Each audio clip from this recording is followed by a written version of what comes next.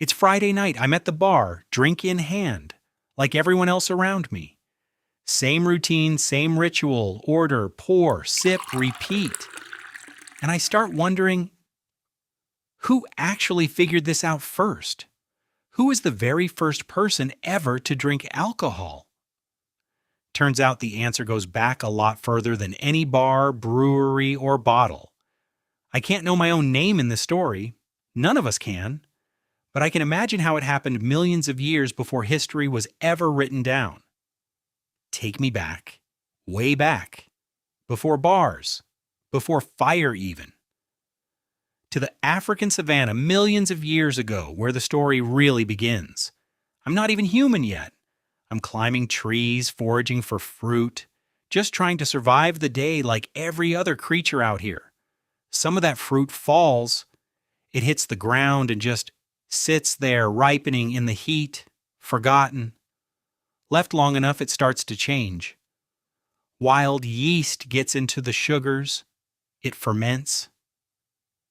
Nobody planned this. It just happens quietly in the dirt. I'm curious. Maybe hungry. So I pick it up and I take a bite. And I feel something I've never felt before.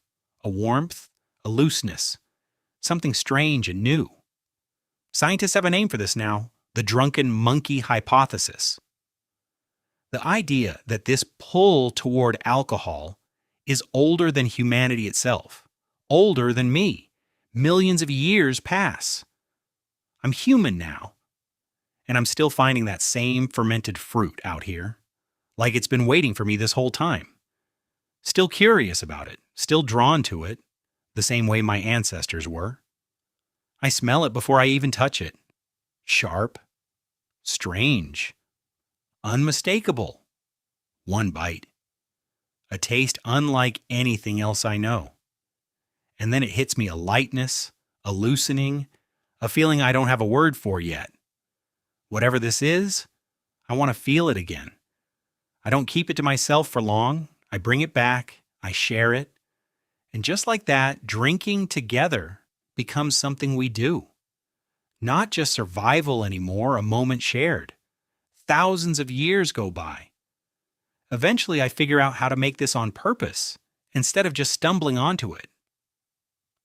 Archaeologists will later find evidence of this at a site called Jiahu in China. Fermented rice, honey, and fruit, dating back to around 7000 BCE. That's me, somewhere in that history. By the time I reach Egypt, beer isn't just a drink, it's payment. Workers building the pyramids are given it daily as part of their wages. In Mesopotamia, I write it down for the first time literally. The oldest known beer recipe is carved into a clay tablet, alongside a hymn to the goddess of brewing. In Greece, I start growing grapes on purpose. Wine becomes part of philosophy, celebration, even religion. They give it its own god.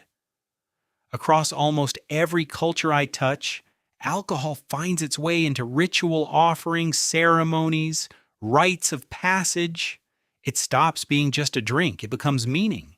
Centuries later, in medieval Europe, it's monks who keep the craft alive, brewing in quiet stone monasteries, refining recipes that still influence beer today. Then I learned to distill. Suddenly there's rum, whiskey, brandy, stronger, more portable, and ready to travel the world with me on every ship. By the industrial age, I'm not fermenting fruit in the dirt anymore. I'm building factories. What started as an accident becomes a global industry, which brings me back here, to this glass, in this bar, on an ordinary Friday night. I'll never officially go down in history as the one who started it. Nobody will. But that one accidental bite of fermented fruit, millions of years ago, shaped rituals, religions, and relationships for every generation that followed, all the way to the glass in my hand tonight. So, cheers to whoever they were.